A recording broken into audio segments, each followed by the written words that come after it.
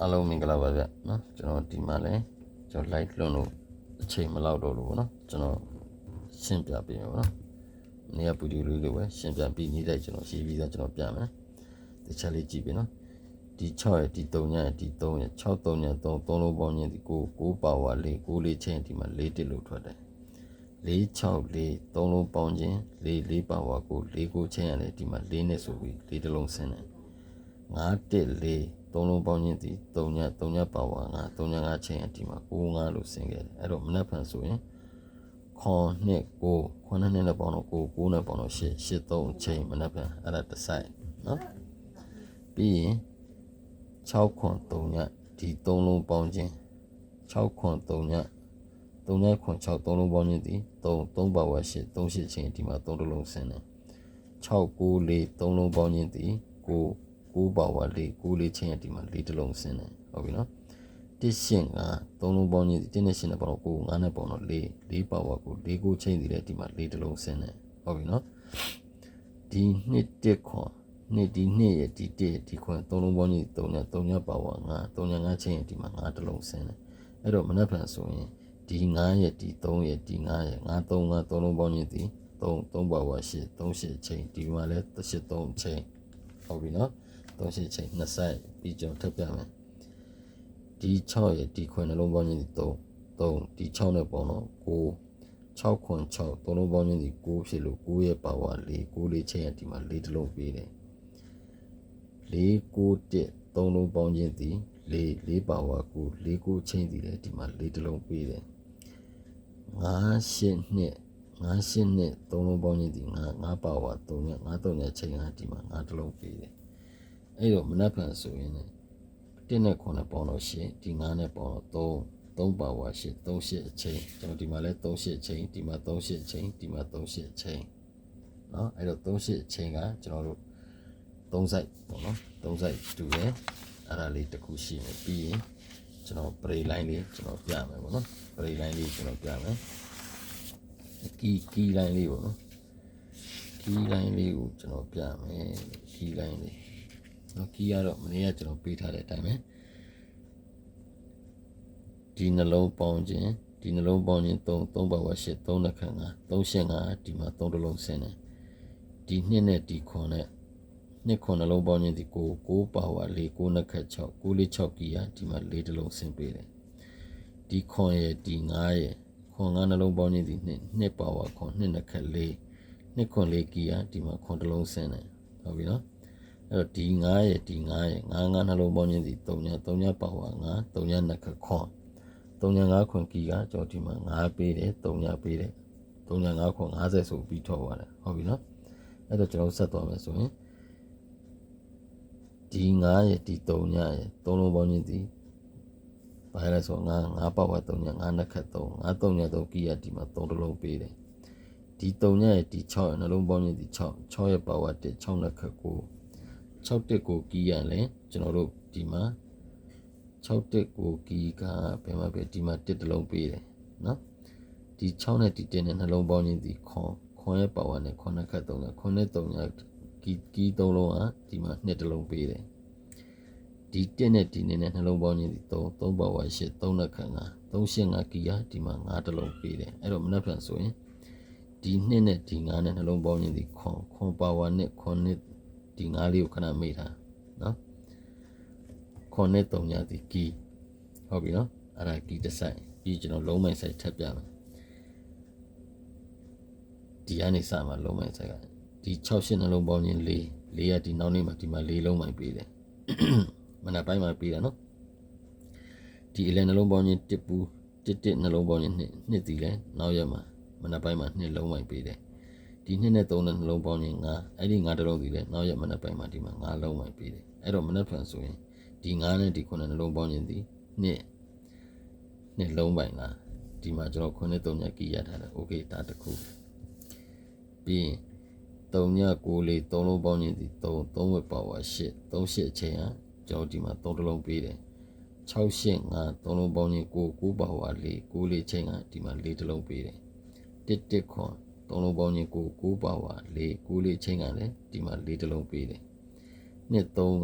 လုံးပေါင်းချင်းဒီ3ညပါဝါ9 3 5ချိန်ကဒီမှာ9တစ်လုံးပေးတယ်အဲ့တော့မနေ့ဖန်ဆိုရင်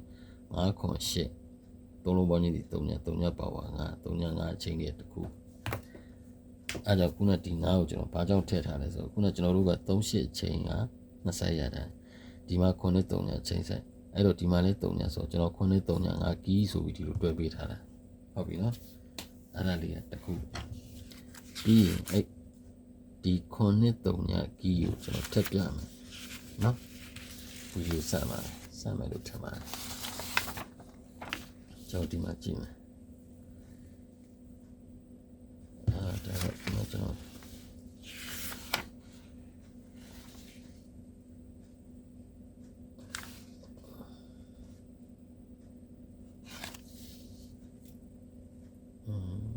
ဒီကောင်ကတူတယ်ဟုတ်ပြီကျွန်တော်ဒီမှာတစ်ချက်ကြည့်မယ်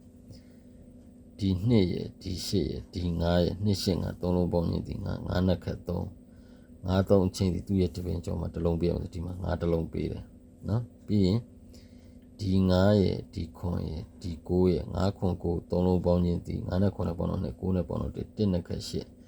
1 8အချင်းဒီသူ့ရဲ့တပင်ကျော်မှာပေးအောင်ဒီမှာ1တစ်လုံးပေးတယ်ဟုတ်ပြီနော်အဲ့တော့ပြီးရင်ကျွန်တော်ဒီ3ညရယ်ဒီ8ရယ်ဒီ1ရယ်9ရယ်9ရယ်နှလုံးပေါင်းတော့4ဒီ8နဲ့ပေါင်းတော့2နှစ်ခက်4ဒီလေ2 4ချင်းဒီမှာ4တစ်လုံးပေးတယ်3ည8 1 3လုံးပေါင်းရင်9နှစ်ခက်6နော်3ည8 1 9နှစ်ခက်6ပါဒီပြင်ကျော်မှာဒီမှာ9တစ်လုံးပေးတယ်အဲ့တော့မနက်ဖြန်အတွက်ဆိုရင်ကျော်မှာဒီမှာ6 1 3 6 1 3 3လုံးပေါင်းရင်3ညနှစ်ခက်ခွန်3ညခွန်ချင်းဆိုကျွန်တော်ခုနက9နဲ့3ညကီးနဲ့အတူတူပဲအဲ့ဒါကြောင့်မို့လို့ကျွန်တော်ကမနက်ဖြန်မနက်ပိုင်းတော့ကိုကျွန်တော်ဗာလေးထုတ်ထားတယ်ဆိုပြီးပရိလိုင်းကျွန်တော်ပြမယ်နော်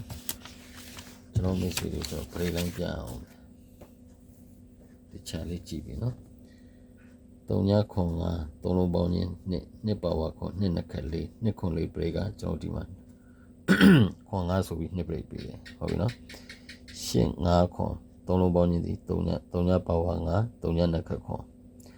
3ည5ခွန်ပရိကကျွန်တော်ဒီမှာ5ပရိလို့ပေးတယ်ဟုတ်ပြီနော်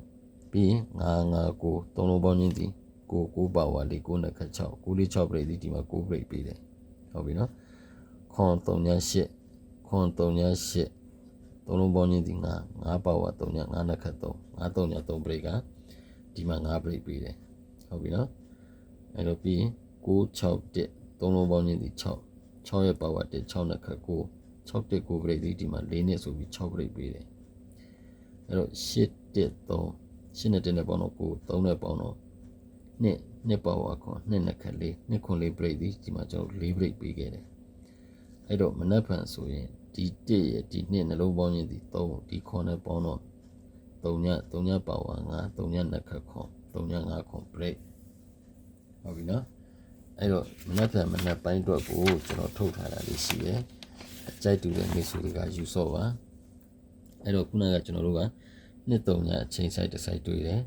ခွန်3ညအချိန်ဆိုင်တစ်ဆိုင်တွေ့တယ်အဲ့တော့ခွန်နှစ်3ညကီလည်းတွေ့တယ်ဆိုတော့ခုနကနှစ်ခွန်3ညကအတန်းတော်ဝင်နေနှစ်ခွန်3ည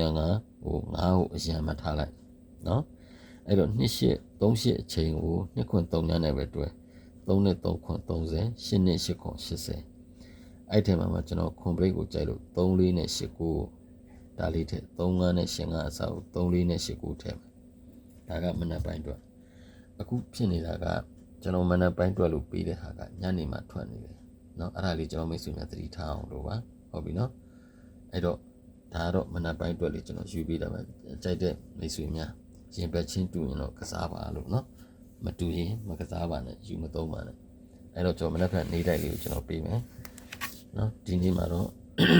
ဒီနေ့ခြားစားပေးနေမှာဆိုကျွန်တော်ဒူမင်းရောနဲ့ခွန်ရှစ်ပါတယ်ဒါကတော့မနေ့ကတောက်ကြပိတ်နေတော့เนาะနေကုန်လုံးပိုင်းကခွန်တစ်လုံးရှိမယ်နေကုန်ပတ်တိက2 4ပတ်တိကီးခွေက3168ကီးခွေဒီကီးခွေကိုလိုက်တဲ့သူတွေတော့က16နဲ့38ဒီနှစ်ကွက်ကောင်းเนาะအဲ့တော့နေကုန်ထိုးခွက်ထုတ်မယ်ဆိုရင်2နဲ့ဆိုရင်2 3 2 1 2 6 2 8sorry 4နဲ့ဆိုရင်4 3 4 1 4 6 4 8ဟုတ်ပြီเนาะအဲ့တော့နေကုန်ပရိတ်ဆိုဒီမှာ3ည1ခွန်8ပရိတ်ရှိတယ်အဲ့ထဲမှာဆိုကျွန်တော်3ညပရိတ်တော့အကြိုက်ဆုံးမယ် ရန်ရင်3.1 break ကျွန်တော်တစ်ပတ်စာပေးထားတယ်3.1 break ကျန်နေတယ်ခွန် break တော့နည်းနည်းပယ်ထားလိုက်အောင်အဲ့3.1 break ကိုနည်းနည်းလေးတင်ထုတ်ပေးနော် break လိုက်ကြိုက်တဲ့ဆို1.3 break ကိုကစားသေးခြင်းတယ်အဲ့တော့ကျွန်တော်ပြီးဒီပတ်မှာ3-5ထွက်ထားတယ်နော်မနေ့ကဒီမှာ4နှစ်3-5အဲ့ဒီ3-5လို့ထွက်အဲ့1-6ကိုအခွေကိုမွေးမနေ့ကတောက်ကြနေမထွက်တော့မှနောက်တစ်ပတ်တင်းလိုင်းအိတ်ကပို့တူမကြော်သေချာပေါက်လာလိမ့်မယ်အဲ့1-6ကိုခွေပြီးရင်ကျွန်တော်ဒီနေ့မှာညနေမှာခွန်ထိတ်ထွက်ထားတယ်အဲ့လိုခွန်ထိတ်ထွက်ထားတဲ့ကြောင့်မနေ့ကနေကောင်မှာခွန်နဲ့ပိုင်သုံးဖို့ခွန်နဲ့ break ရှိမယ်နော်အဲ့ဒါလေးရှိမယ်အဲ့တော့ကျွန်တော်တို့မနေ့ကအတွက်ကျွန်တော်ပါမင်းရောဆိုရင်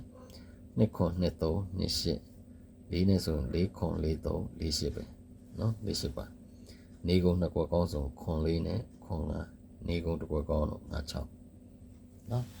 အဲ့တော့ကျွန်တော်မိတ်ဆွေများတော့ကြပိတ်နေမှာလဲဆက်လက်အောင်မြင်ကြပါစေလို့ကျွန်တော်စုမပေါင်းတောင်းပါတယ်ဗျာအားလုံးကျေးဇူးပါဗျာနော်ဒါလေးကို subscribe ရိုက်ချင်းယူထားလို့ရတယ်နော်အားလုံးကျေးဇူးပါ